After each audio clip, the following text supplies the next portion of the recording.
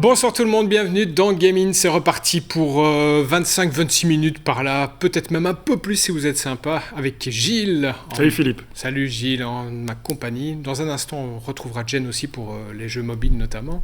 Beaucoup d'aventures ce soir. Un maximum. Un maximum, comme c'est bien dit, quel talent, quel poète. Sommaire, avec Frostpunk, State of Decay 2. On parlera également de Conan Exiles. Un peu de tennis, cette circonstance avec Tennis World Tour. Les jeux mobiles avec Jen évidemment. Et puis on reviendra sur Vampire et une petite preview de Crew 2. Voilà, tout cela et bien d'autres choses dans ce nouveau numéro de Gaming. Gilles, on va débuter avec Frostpunk, c'est un jeu de gestion, c'est bien ça ? C'est cela, il y a également de la stratégie. Et aussi de la stratégie qui plus est. Donc un jeu de gestion. Un jeu de gestion qui se passe dans un Londres post-apocalyptique, fin de siècle, où la surface de la Terre a été entièrement gelée, et c'est un groupe d'aventuriers qui se hissent péniblement au sommet d'une montagne où ils découvrent un cratère dans lequel ils vont construire une ville autour d'un réacteur à charbon. C'est plutôt un jeu vraiment particulier, parce qu'on le doit au studio polonais qui avait déjà commis un excellent titre qui s'appelait This War of Mine, un jeu qui nous plaçait du côté de la guerre des Balkans, mais du côté des civils, où il fallait gérer la survie d'un refuge et non le conflit en soi. Alors, ce qu'on remarque dans Frostpunk, c'est que tout tourne autour de la température. Il y a également une vision thermique. Dans les beaux jours de ce Londres, il fait gentiment moins 20. Et donc on commence à construire sa ville en rassemblant des ressources qu'on va aller collecter dans cette immensité enneigée. Donc il faut vraiment tout tenir en compte. Alors l'énorme nouveauté de ce titre, c'est que la plupart de ce type de jeu n'a pas souvent de fin. À SimCity, on peut y jouer pendant des heures, ces personnages sont déprimés, on vient en perdre l'un ou l'autre. Et là, ils ont, non pas pour étendre sans fin le jeu, ils ont scénarisé celui-ci. Alors, c'est un jeu très très cruel, très duel, parce que en tant que maire, on va dire, on incarne un peu le rôle d'un maire tout-puissant en haut de la ville, on doit faire des choix. On doit veiller à ce que ces personnages, le terrain soit déblayé vers telle ressource de charbon, des métaux, du bois, et on a besoin de tout ça pour construire sa ville petit à petit.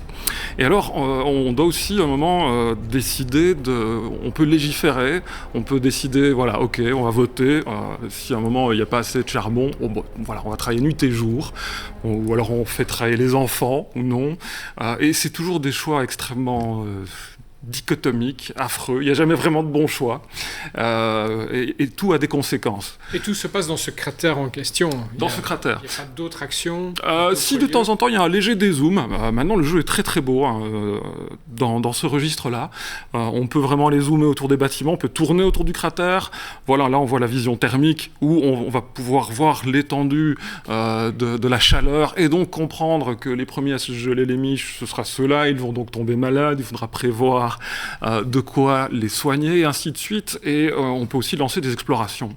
Ce qui veut dire aussi que le jeu s'arrête néanmoins quand il n'y a plus d'espoir. Et l'espoir, ça s'entretient, parfois de manière artificielle. On peut décider soit de mener cette ville d'une main de fer un peu détestable, ou alors de développer des croyances un peu spirituelles pour essayer de le faire tenir le coup. Et quand le générateur manque de charbon, là c'est vraiment le drame. On voit même jusqu'à l'interface du jeu se geler, donc l'écran même du joueur va se geler. Et c'est vraiment... quand j'ai reçu ce jeu-là, je me suis dit... des SimCity, j'en ai fait beaucoup. Et ce jeu, je suis rapidement tombé coup de cœur intégral. Et c'est extrêmement bien fait, extrêmement prenant. D'accord, toutes plateformes confondues ?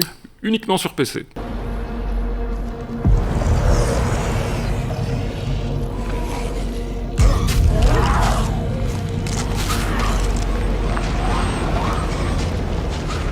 So what's your secret?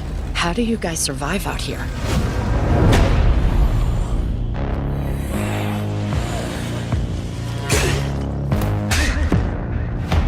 You need to play to your strengths. I build, so shelter tops my list. I'm on patrol. You got to withstand the elements, no matter how unnatural.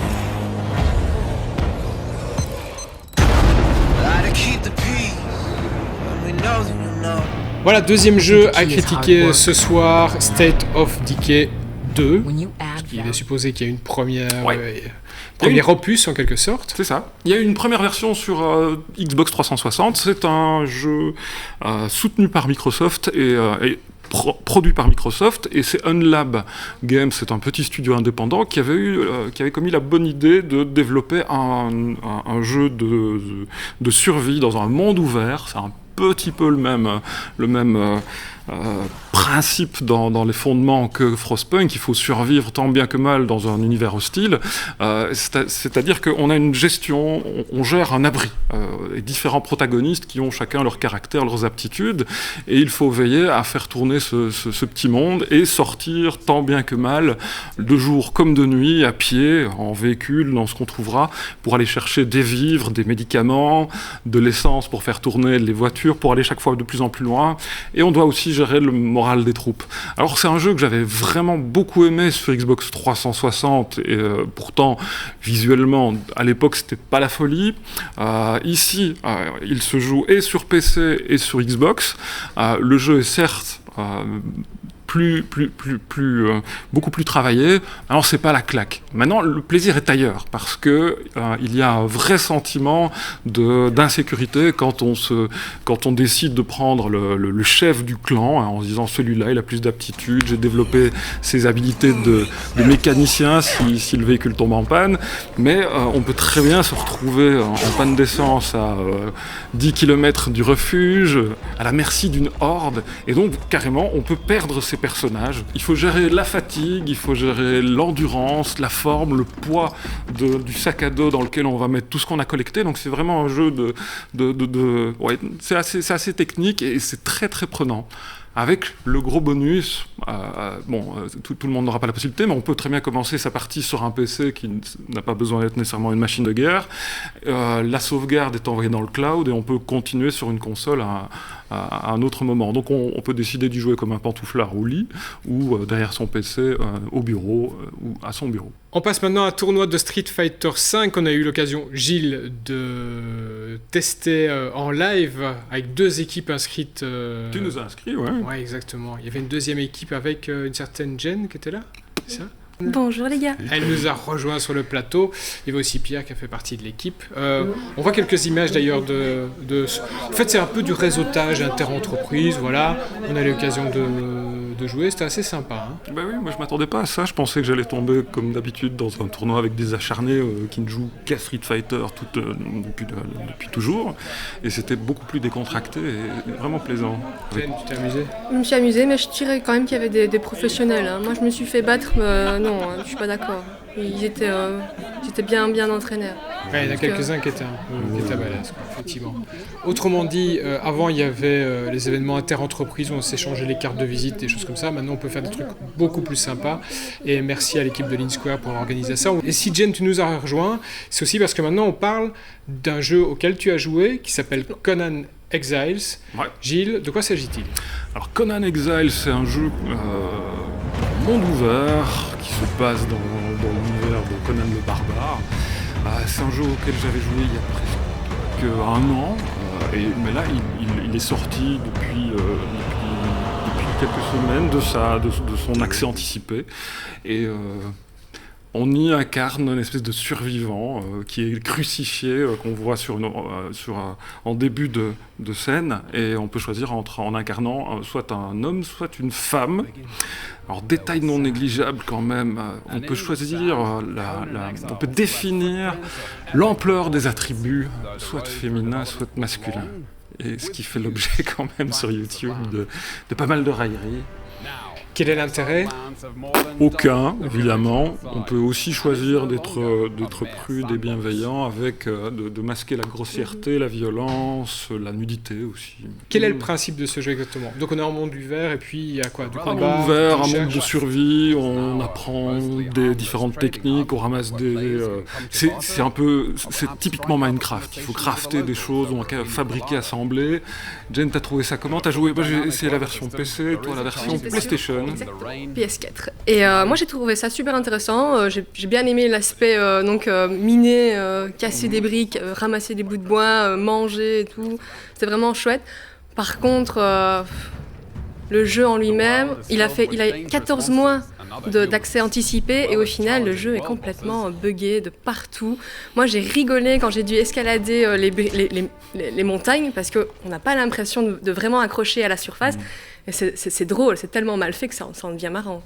C'est un jeu qui a quand même un certain succès, mais je pense qu'il faut vraiment s'investir énormément avant de voir le potentiel du truc. Maintenant, je ne cacherai pas que je me suis quand même ennuyé comme un rat mort en reprenant au début ma partie, en me disant « Ah ok, il faut courir ». Justement, malgré le fait qu'il y ait beaucoup de bugs, moi j'ai adoré, j'ai passé plusieurs heures rien qu'à prendre mes petites ressources et à les mettre dans ma nouvelle cabane au fin fond du désert.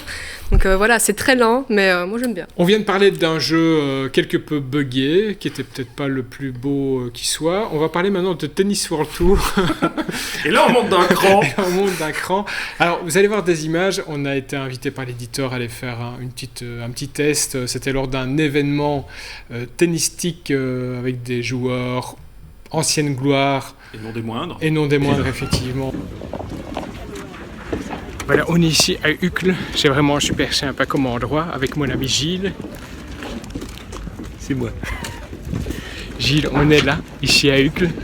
C'est sympa. Sous le cagnard, il fait chaud à mourir pour tester un nouveau jeu. C'est quoi? Un jeu de balle jaune, quoi. C'est Tennis World. On va vous montrer à quoi ça ressemble, un petit test organisé en public.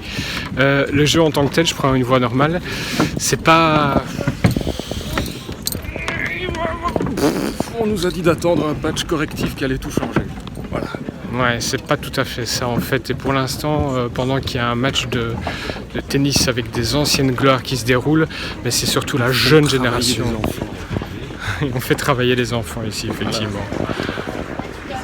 C'est vraiment pas top. Hein. Non, c'est quand même assez difficile parce qu'il y a quelques années, il y avait des jeux de tennis remarquables, que ce soit dans... dit Virtua Tour 2, voilà, mais j'ai l'impression de rejouer au même jeu, c'était il y a 10 ans, quoi. Ouais, Sega, en matière d'arcade, les Virtua Tennis ont toujours été incroyables, et puis il y avait les Top Spin 1, 2, 3, et ici on nous dit que c'est des anciens développeurs de chez Top Spin, on a vraiment du mal à le croire, de chez PAM en tout cas, et... La tête des joueurs, c'est hallucinant comme c'est mal modélisé. On sent une problématique bien connue dans des jeux qui n'ont pas toujours les moyens, en disant il faut vite le boucler, le sortir pour être le plus possible raccord avec l'actualité de Roland Garros et de l'été, et puis on se retrouve avec quelque chose où ça fait un peu mal aux yeux. Alors maintenant, pour être totalement franc, l'éditeur nous a dit qu'il y aura un patch qui pourrait peut-être... apporter quelques améliorations, corriger certains bugs, voilà, bon, à suivre si vous êtes super fan de tennis, mais en l'état on a un peu de mal à vous le conseiller. Son meilleur atout c'est de sortir maintenant parce qu'il n'y a pas eu beaucoup de concurrence en la matière, mais je suis sûr que si on faisait retourner des jeux il y a quelques années, ce serait tout autre chose. Studio s'est quand même bien marré. Voilà. Parlons maintenant des jeux mobiles, c'est la séquence de Jen qui a testé une nouvelle fois quelques jeux plutôt sympas. Il y a du bon et du moins bon, ceci étant dit. Dis-moi tout. Alors le premier jeu que j'ai choisi, c'est Homo Machina. Ça a été développé par Arte Experience avec le studio d'Agerling. C'est un jeu très étrange parce qu'en fait on incarne... on contrôle des ouvriers, des fonctionnaires et on contrôle avec eux un corps humain. Un corps humain mi-humain, mi-machine, c'est assez spécial. Et donc on peut interagir avec le corps. C'est un jeu de réflexion, de dextérité aussi, de puzzle et d'énigmes. Donc c'est vraiment très chouette, très complet. Et c'est le petit côté Arte aussi, on découvre un peu le corps humain, mais version rouage, machine, c'est très spécial. Par exemple pour le nez, on doit filtrer l'air qui rentre dans le nez. On doit aussi dégager avec une lance à incendie les sinus. Et donc voilà, ça c'est chouette, l'ambiance est top, la musique est géniale aussi, les décors sont cool aussi. Rassure-moi au niveau digestion, tout ça. Je pense que... J'ai pas été assez loin, mais je pense que si, il y a la digestion. Maintenant, plus bas, aucune idée. Tiotos, le deuxième jeu que tu as testé, c'est quoi le principe? Alors ça reprend un peu le principe du Tamagotchi, donc on doit s'occuper d'une bestiole divine sur une île désertique. Et donc, on doit lui donner à manger, sacrifier des fruits en son honneur devant un autel, lui faire prendre son bain et aménager sa petite île pour qu'il devienne un grand et fort dieu. Donc c'est sympathique parce qu'en fait c'est très apaisant. Est-ce qu'on peut la torturer? Alors ça, je n'ai pas vraiment testé. Les Tamagotchi, c'est toujours ça. D'accord. Ah bon?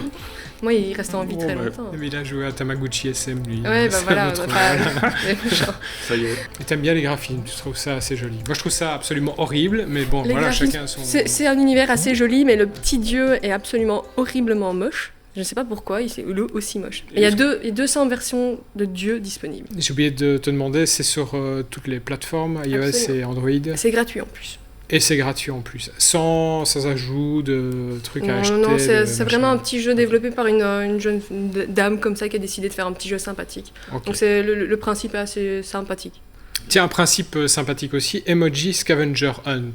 Oui. Dis-moi. Alors, ce n'est pas une application mobile, c'est un jeu, c'est un loisir qui fonctionne sur un site web, donc on se connecte sur un site. Donc le site internet c'est g.ko /emoji scavenger hunt. Donc voilà, vous pouvez vous connecter. Le principe, c'est que vous prenez votre smartphone et vous scannez votre environnement. Donc ça fonctionne un peu avec la réalité augmentée, type Pokémon Go. Vous savez que j'adore ça. Et donc on scanne et on doit chercher les objets que le site nous donne nous dit de trouver dans un temps imparti.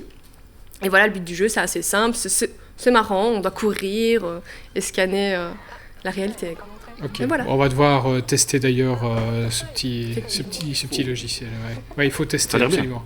Ça a l'air plutôt sympa, Non, ça a bien. l'air amusant effectivement à faire en groupe. Ça peut être cool quoi. Et puis je parlais d'achat, ajouter un jeu machin tout. On devait parler de Dragon Ball Legends. Effectivement. Eh ben pas de chance. Non. Pourquoi? En fait, l'application ne sortira pas en Belgique, tout simplement parce que le jeu utilise des microtransactions. Et en Belgique, ils sont pas très d'accord avec ça. Donc le jeu ne sortira pas du tout.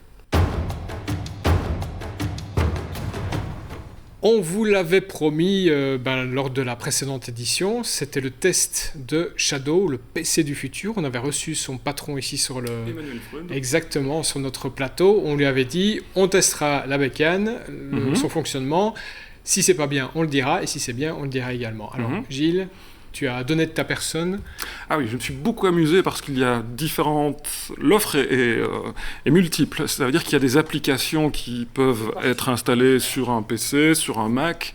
On peut... et donc installer sur des machines existantes ou alors utiliser la box qu'on a reçue.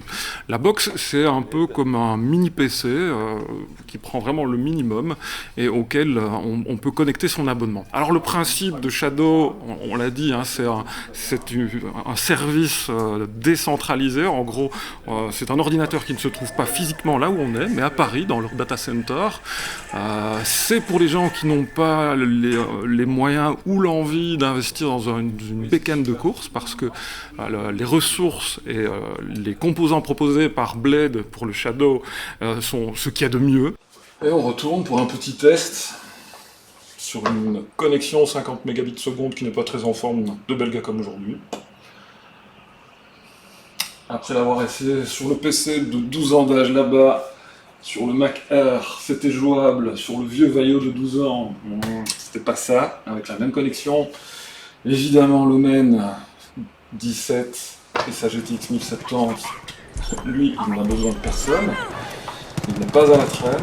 Maintenant, pour celui qui, à 30 € par mois, plus l'achat de 4 box, veut un ordinateur de compète, voilà à quoi ça ressemble.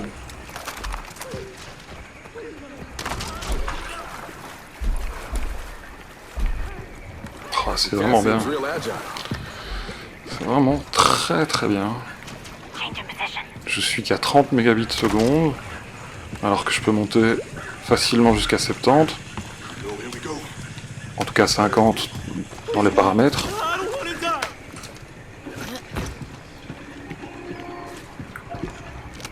Donc ça veut dire que pour vous qui avez peut-être une machine un peu âgé et vous n'avez pas les moyens automatiquement d'acheter une bécane à 2000 €, ça peut être une solution. Je crois que la location, enfin l'accès au service, parce qu'il insistait là-dessus, est 30 € par mois. Voilà, 30 € par mois. On peut se dire, allez, pendant un an, je mets cette somme-là et le temps de faire de mettre de côté pour m'acheter une nouvelle bécane, ça peut faire la pointe. Ouais. En cas de connexion stable.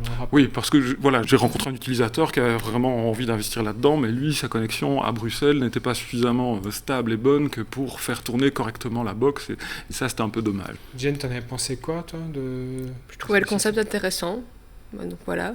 Oui, moi, j'ai construit moi-même mon PC, donc je trouvais ça plus cool. Voilà, c'est bien de le dire aussi. Donc, si vous avez besoin de quelqu'un pour dépanner votre ordinateur, Jen se propose, 24 heures sur 24. Non, je plaisante. Bref. Ok, Shadow PC du futur, si la connexion est stable. À suivre de près, parce qu'on en reparlera clairement dans quelques années, ça c'est sûr. Ok, parfait. Vampire maintenant, c'est un jeu de vampire. C'est un jeu dont il on porte parle. Bien son nom. Oui, c'est chouette. Hein. Étonnamment. Ouais.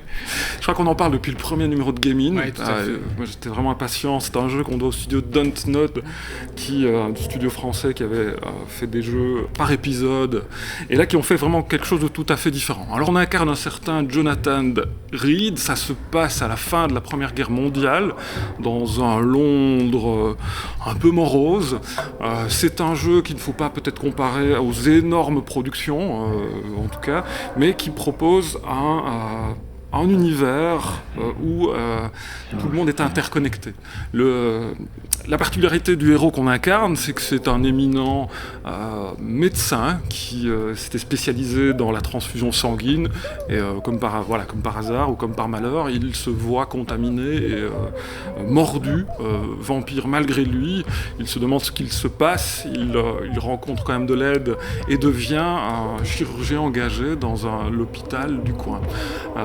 Alors, ce qui est assez intéressant, c'est que c'est un jeu où il faut observer, il faut faire des choix entre assouvir son éternelle soif, ce besoin de sang pour pouvoir subsister, et en même temps veiller à ne pas décimer toute la population, parce que tout ça aura des conséquences. Ouais. Voilà. Donc c'est un jeu que j'aime beaucoup, j'ai vraiment beaucoup joué, alors que le jeu, je l'ai vraiment Tu es pas... sûr que tu vas bien, Gilles?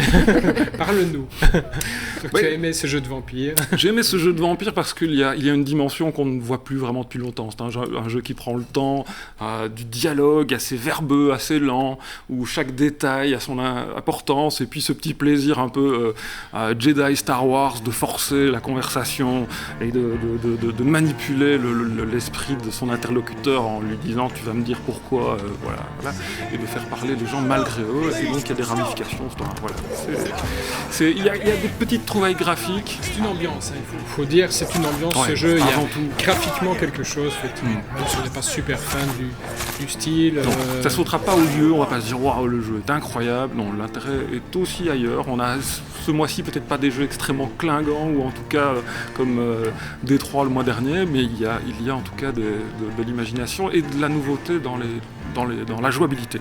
Et puis on termine cette émission avec une preview, une avant-première d'un jeu important, Crew 2. Alors The Crew, c'est la promesse d'un environnement ouvert à travers les États-Unis, d'incarner un pilote qui pourra s'essayer à toutes sortes de disciplines. Donc il y a du street racing, de l'off-road, des motos, de course, de la Harley Davidson, des avions. Et il y a cette vidéo d'introduction qu'on voit au début de la bêta avec un effet Inception, où à chaque fois qu'on change de monture, vais-je dire, ou de véhicule, on balance dans un plan inversé comme ça. C'est vraiment très très bien fait. Et de ce qu'on a pu constater, le premier était quand même déjà vraiment au point. Ils avaient quand même mis beaucoup d'investissement là-dedans. Donc ça s'annonce plutôt pas mal du tout, même si au niveau avoir une jouabilité parfaite, quand on a autant de diversité dans la conduite, dès qu'on passe en vue extérieure à l'arrière d'une moto de cross ou une moto de course, c'est parfois C'est compliqué. un peu triste. Rappelle-nous quand même le principe du jeu. Le principe, développer sa renommée, c'est un jeu, le pilote qu'on incarne doit veiller à faire un maximum de prestations et pour développer sa cote sur les réseaux sociaux et ainsi pouvoir gagner de l'argent, développer sa notoriété, lui amener et ainsi lui ouvrir les portes de différentes courses. Voilà. This is how it is these days. Just being a good pilot isn't enough anymore. Dans quelques jours, il y a un tout petit événement international qui s'appelle la Coupe du Monde de foot. Ouais, C'est quoi? tu as entendu parler? Non. Alors, je vous explique le principe. Enfin bref, donc il y a cette Coupe du Monde qui va bientôt sortir. Du coup, eSport va évidemment lancer une version, voire elle est peut-être déjà disponible, une version spécifique Coupe du Monde de FIFA. Vous vous en doutez. Tout ça pour vous dire que Gaming, c'est la dernière émission de la saison, mais qu'on va se retrouver dans quelques jours, quelques semaines, soit Patrice, Gilles, ouais. On va se retrouver sur antenne, sur la page Facebook, sur le site, voilà. Soyez attentifs, on aura un événement autour de la Coupe du Monde. Et puis, à mon avis, pendant l'été, qu'est-ce qu'on fait? On fait un truc? Bah oui, Ouais, on va essayer de se faire des petits gaming, entre guillemets, voilà, pour vous parler de l'actualité tout de même. Adresse internet rtc.be, cette émission et les précédentes, et puis l'adresse de la page Facebook Gaming RTC. Voilà, tout simplement. Merci Jen. Avec plaisir. Merci Gilles. Merci vous d'avoir été là. C'était la première saison Gaming et on se retrouve dans quelques semaines. Allez, salut, ciao.